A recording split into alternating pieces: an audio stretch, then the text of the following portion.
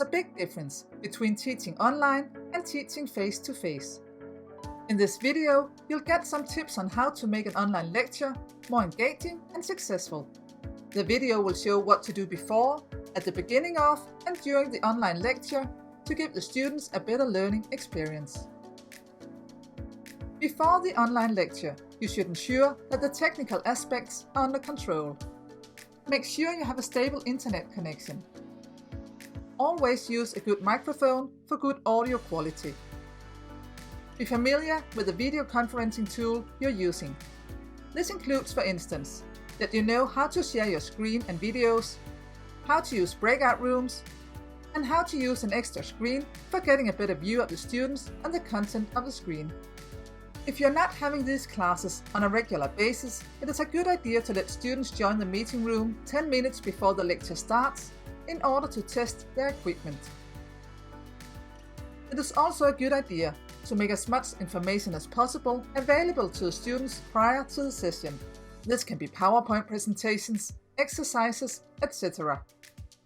These materials can, for instance, be shared with the students per email or in the learning management system. At the beginning of the online session, you should establish clear rules and guidelines for the session. Make it clear how and when to ask questions. Can the students ask questions during your presentation, or should they wait till the end? Should they use the raise hand icon, write the question in the chat, send the question in an email, or use another tool or signal? You should also tell the students when you're planning to have breaks. Regular breaks are extra important in online sessions. It is a good idea to encourage students to get some fresh air during the breaks. You should also be clear about your teaching form, the teaching plan, and the expected learning outcomes. During the online lecture, students are muted while you're giving your presentation.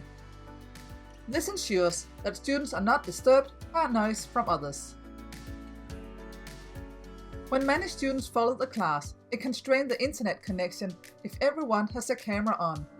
In that case, it could be a good idea to ask the students to switch off their cameras.